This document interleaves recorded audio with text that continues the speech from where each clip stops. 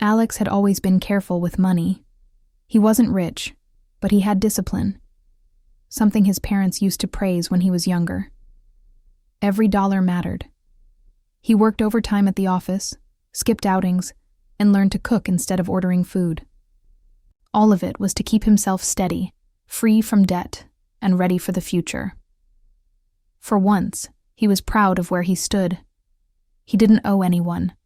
He had paid off his student loans and saved enough to feel safe. It was an ordinary Saturday morning when everything changed. Alex sat at the kitchen table with a cup of coffee, scrolling through his banking app. The screen froze for a second before loading the transactions. His eyes narrowed. There was a large charge, $7,042.37, made 2 days ago. Airline tickets, resort bookings, and luxury transfers. He frowned. He hadn't gone anywhere. He hadn't bought anything. For a second he thought maybe it was a glitch. But when he looked closer, the charge was real, processed and cleared. His chest tightened. He immediately called the credit card company. A calm voice on the other side confirmed it wasn't a mistake. Someone had used his card for a family vacation package. Alex's mind started racing. He had only given his card number to a few trusted people, his parents, just in case of emergencies. But they never used it. They wouldn't, right? He stared at the number again, hoping it would somehow make sense. Then his phone buzzed. It was a notification from social media. His sister Emma had just posted pictures. Crystal blue water, palm trees, and a beachside villa. The caption hit him like a slap. Dream trip. Thanks Mom and Dad for making it happen. Alex's heart sank. He scrolled through the pictures. There was his family, smiling, laughing, wearing new clothes, enjoying the trip. Every moment funded by money he didn't authorize. He sat frozen for a moment before dialing his mother's number. It rang twice before she answered, cheerful and carefree. Hey, honey. We were just talking about you. How are you? He took a breath. Did you use my credit card for Emma's trip? The silence on the line said everything. Then, her tone changed. Calm, but defensive. Well, yes. We had to book quickly. You weren't using the money anyway. It's for your sister, Alex. She's been stressed. She deserved a break before college. He felt the words like sharp edges. $7,000? Without asking me? Don't overreact, his mother said, her voice soft but dismissive. You'll earn it back. You're doing well now, right? His father's voice joined in from the background, annoyed. You still live here half the time, don't forget. It's not like we took it from a stranger. Your family. We'll figure it out later. Alex's grip tightened on the phone. You didn't figure anything out, he said, his voice trembling. You just took it. His mother sighed as if he were the one being unreasonable. Don't turn this into a fight. We've done so much for you, Alex. You're acting selfish. The line went quiet as he hung up. He sat there staring at nothing. For a long time, he couldn't move. The betrayal didn't come from strangers. It came from the people who were supposed to protect him, who had taught him about honesty and responsibility. He felt anger building in his chest. Not wild, but cold and steady. They hadn't even apologized. They didn't see it as wrong. That hurt more than the money. The rest of the day passed in a blur. He went through the motions. Dishes, laundry, scrolling aimlessly. But his mind replayed their words again and again. Your family. Don't be selfish. Every sentence felt like a wound. He thought of all the times he had helped them, paying bills when his dad was between jobs, covering emergencies, even helping Emma with her laptop for school. He had done it out of love.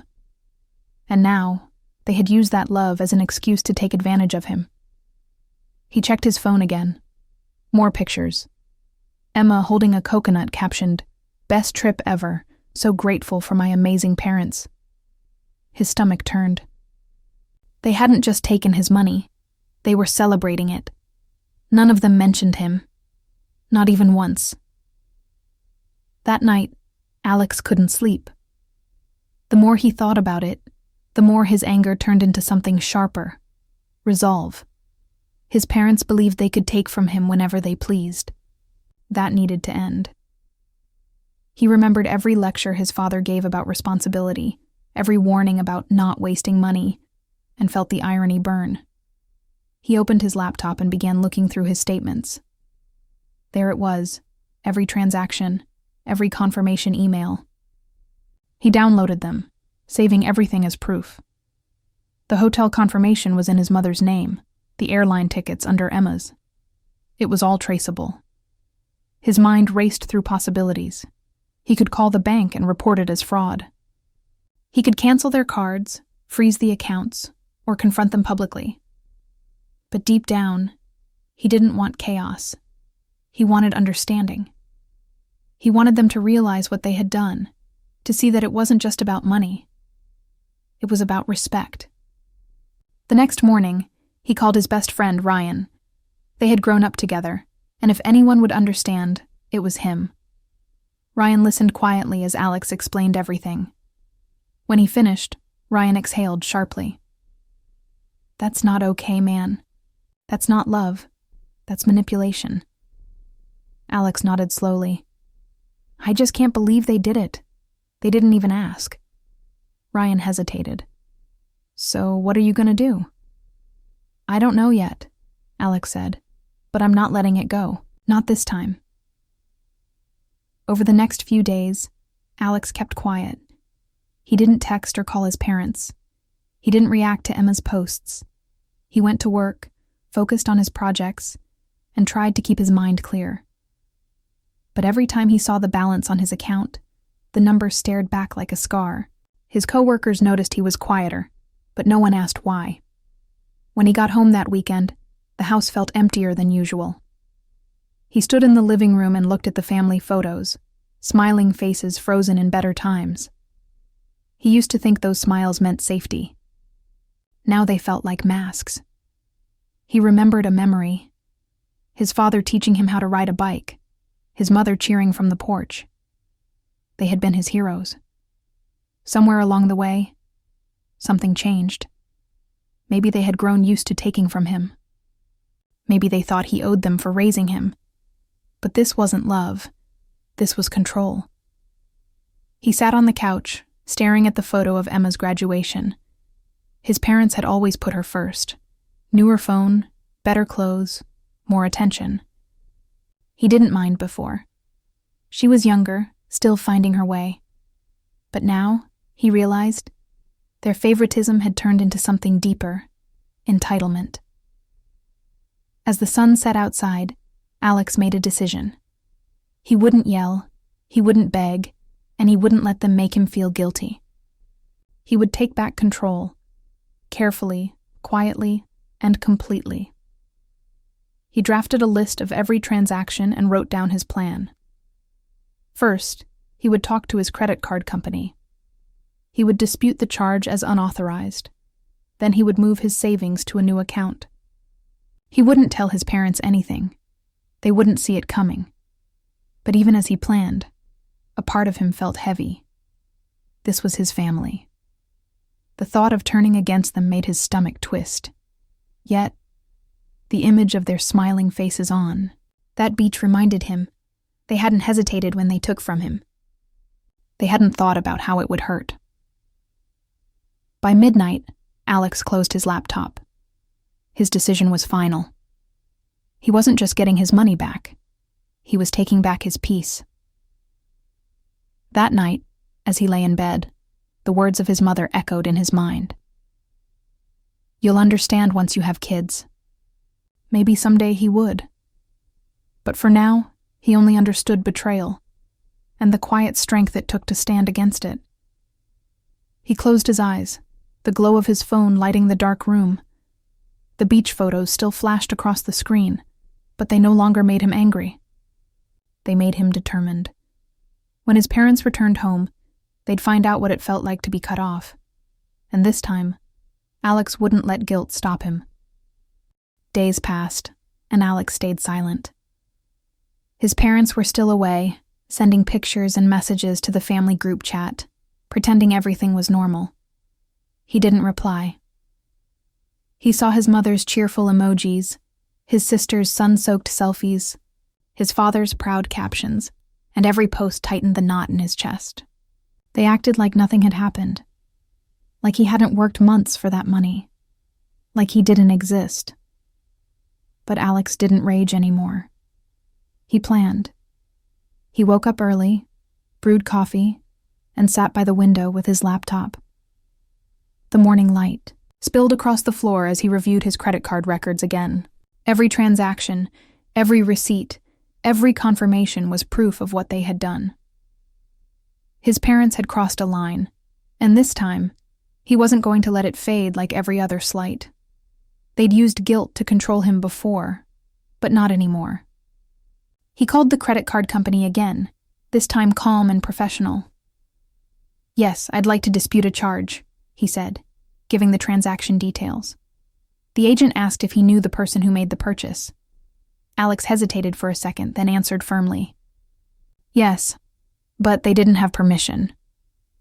The agent explained the process: a formal investigation, possible reversal, and a temporary freeze on the funds. Alex agreed.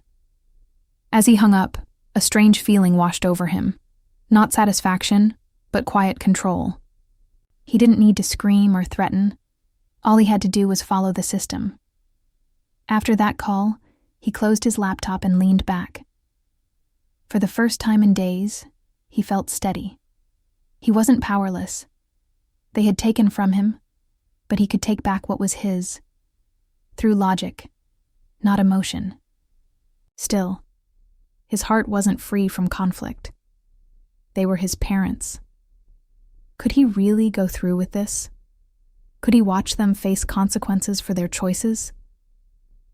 The thought haunted him as he went about his routine. At work, he caught himself, staring blankly at the computer screen, replaying memories. His parents weren't evil. They had given him a roof, love, support. But somewhere, their love had become conditional. They saw his success as something they owned. That realization hurt more than the betrayal itself. He spent his evenings cleaning his apartment and sorting through old boxes. In one of them, he found a birthday card his mother had given him years ago. The handwriting read, "We're proud of you, son. You're the responsible one." He stared at the words for a long time. Responsible one. That was the problem. They had twisted that responsibility into an excuse to take advantage of him. The next day, Alex went to the bank in person. He wanted to make sure everything was handled properly. The banker confirmed that the transaction was under review and that the account linked to the card had been flagged for unauthorized use. If the charge was proven fraudulent, the amount would be refunded. He felt relief, but also a pang of guilt. Would his parents face trouble for this? That night, Alex sat in his room thinking.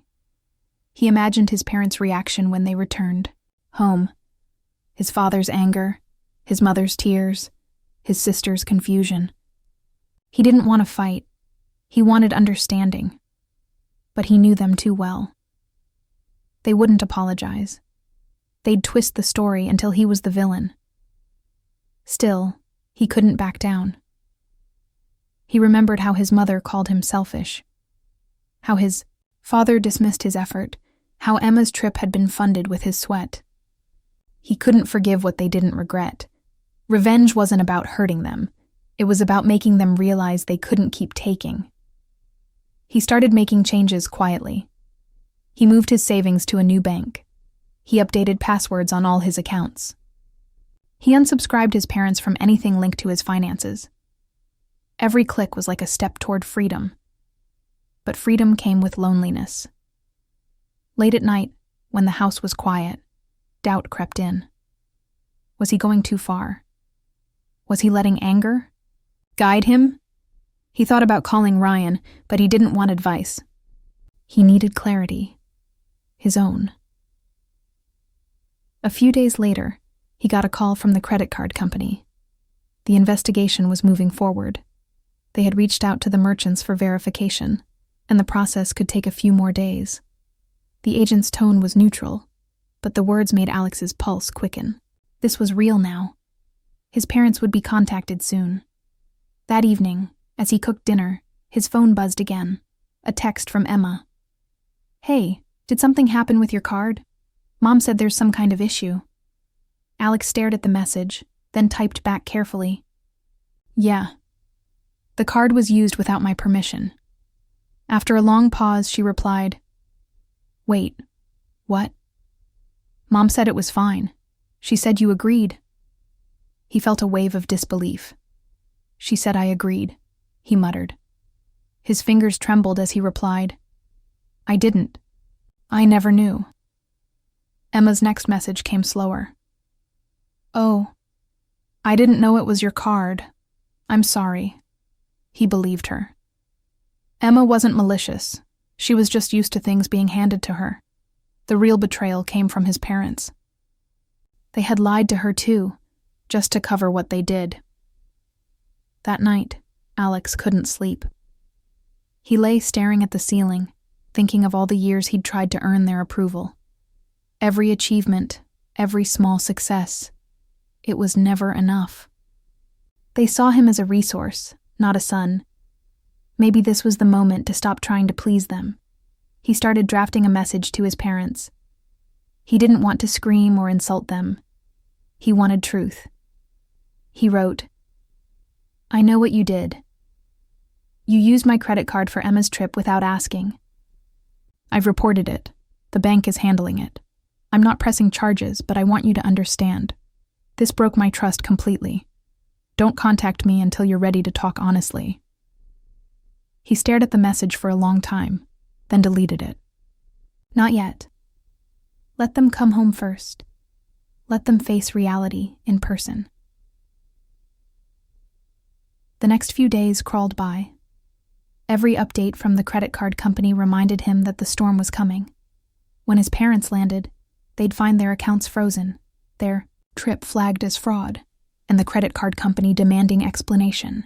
They'd finally see what it felt like to lose control.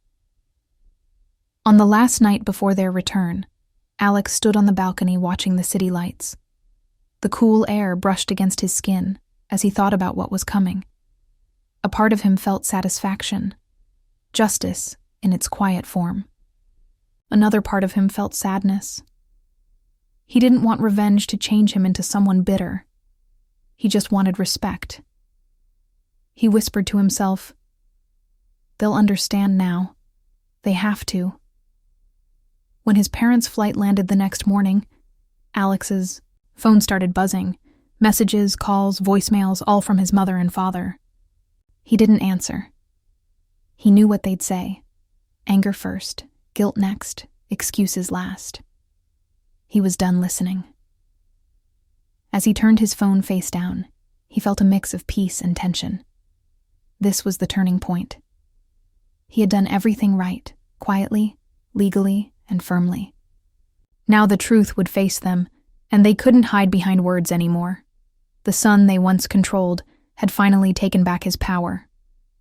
Alex took a deep breath, exhaled slowly, and whispered, "Let them come home." He knew the confrontation was coming, and this time, he was ready. The day his parents came home, the house felt heavier than usual. Alex heard the car pull into the driveway, the slam of doors, and then the sound of his mother's voice, louder than usual. He didn't move from the couch. He waited. Moments later, the front door opened, and his parents stepped inside, tanned from their trip, still dressed in vacation clothes, but their faces looked tight with worry. His father's eyes went straight to him. "What did you do?" his father demanded, dropping the bags on the floor. Alex looked up calmly. "You mean with the credit card?" His mother's voice trembled. "The bank froze everything. They called us saying there's an investigation. Do you realize what you've done? You made it look like we're criminals." He didn't raise his voice. "You used my card without asking. That's what criminals do." His father's tone turned sharp. "Watch your mouth, Alex. We're your parents. We don't need your permission to take care of family matters." He stood up slowly, his heartbeat steady but strong. Family matters don't involve stealing, Dad. I didn't agree to pay for Emma's trip. You both took $7,000 from me and didn't even tell me. What did you expect me to do? Thank you for betraying me? His mother's face flushed with frustration. We thought you'd understand. We've done everything for you your whole life. We paid for your school, your food, your clothes. You think you did everything on your own? That's not the same, Alex said. His voice shook, but not from fear. From years of swallowed silence finally breaking free. You helped me because I was your son. I never asked you to pay me back for that. But you used my trust like it meant nothing. Emma stood by the stairs, silent and pale. Mom, Dad, she said softly. I didn't know it was his card. His mother turned toward her. You stay out of this, Emma. You don't know how much we sacrifice. Enough! Alex interrupted. His voice echoed through the room. You talk about sacrifice, but what about mine? I worked nights, skipped vacations, saved that money. You had no right to touch it. You didn't just take my money. You took my trust. For a moment, no one spoke. His father's anger faltered, replaced by something heavier. Guilt. He rubbed his forehead and said quietly, We didn't think it would be such a big deal. You make more than we ever did at your age. We just wanted Emma to have something special. Alex stared at him. Then why hide it? Why not ask me? His father didn't answer. His mother sank onto the couch, whispering, Because we knew you'd say no. The truth landed like a weight between them. They had known it was wrong, and done it anyway. Alex's anger began to cool, leaving behind something quieter, colder. You knew I wouldn't agree, he said slowly, so you decided my answer didn't matter. That's not love, that's control. His mother covered her face with her hands. We didn't mean to hurt you. Alex turned toward her. You didn't think at all. You only thought about getting what you wanted. The air in the room felt thick. Emma shifted uncomfortably, guilt etched on her face. Alex, she said softly, I'll pay you back for my part. I didn't want this. He shook his head. It's not about the money anymore. For a few minutes, no one spoke. The sound of the clock ticking filled the silence. His father finally looked up. What happens now? Are you going to press charges? Is that what you want? To see your parents humiliated? Alex took a deep breath. He had thought about that. Pressing charges, making them face consequences. Part of him had wanted to. He had imagined them realizing what they had done only when it was too late. But now, looking at them, seeing the fear in his mother's eyes and the shame on his father's face, he realized something. Revenge wouldn't fix this. It would only leave more scars. I'm not pressing charges, he said quietly, but I told the bank I want the money returned. I'll get back what's mine, and after that, we're done. I don't want your apologies, and I don't want your excuses. I just want space. His father's shoulders slumped. After everything we've done for you, this is how you treat us? Alex met his gaze. After everything I've done for you, this is how you treated me. The silence that followed was deep and final. His mother wiped her eyes. You'll regret cutting off your family, she whispered. He looked at her, calm but firm. No, Mom. I regret trusting people who didn't respect me. He walked past them, heading toward the door. Emma followed him, stopping him at the porch. Alex, please don't hate them. They made a mistake, he sighed, his voice softer now. I don't hate them. I just can't let them hurt me again. She nodded, tears filling her eyes. I'll talk to them. I'll make them understand. Don't, he said. They have to want to understand on their own. He stepped outside, the cool air brushing against his face. For the first time in weeks, he felt free. The noise of the house faded behind him. As he walked to his car, he looked up at the sky. Wide, endless, and calm. That night, Alex packed a few things and left to stay at a friend's place. He didn't leave a note. There was nothing left to explain. The next morning, he woke up to dozens of missed calls and messages. His father demanded answers. His mother begged him to talk. Emma sent small apologies. He didn't respond to any of them. Not out of spite, but peace. He went to work, focused on his projects, and started planning his next steps. A new apartment, new routines, new boundaries. He would rebuild, not out of anger, but out of self-respect. For too long, he had been the one holding his family together. Now, he was done being their safety net. A week later, his bank confirmed the refund had been processed. The money was back in his account. He stared at the number on the screen for a long time. It wasn't about the $7,000 anymore. It was about what it represented. His hard work, his boundaries, his worth. He finally felt like it was his again. Later that evening, Alex received one more message from his mother. It wasn't angry this time. It was short. "We didn't realize how much we hurt you. We're sorry. We hope someday you'll forgive us." He read it twice. Then he turned off his phone. He didn't know if he was ready to forgive, but he knew he didn't need revenge anymore. He had already won, not by hurting them, but by walking away. Weeks passed. Life moved on. Alex found a new apartment, smaller but peaceful. He spent weekends reading, cooking, and rebuilding the calm he had lost. Every now and then, guilt crept in, the voice that said, "They're still your parents." But then he remembered the look on their faces when they justified stealing from him. Love shouldn't require betrayal to be understood. One evening, as he sat by the window watching the sunset, he thought about everything that had happened. Revenge had given him a moment of power, but forgiveness, even if it was distant, gave him freedom. He realized that sometimes walking away is the loudest way to say enough. The next morning, he sent a single message to his sister. "Take care of them. I just need time," she replied quickly. "I understand, and Alex, thank you for not ruining them. You're stronger than any of us." He smiled faintly. Maybe strength wasn't about fighting. Maybe it was about letting go when the fight no longer healed anything. Months later, his parents sent one final message, a photo of a family dinner, with a note that said, "There's a seat waiting for you whenever you're ready." He didn't reply. Not yet. But for the first time, he didn't feel angry when he saw their faces. He just felt distance. Peaceful, earned distance. As he sat in the quiet of his new life, Alex realized that revenge had never been the goal. What he really wanted was respect. And now he had it, not from them, but from himself. And that was worth more than $7,000 could ever buy.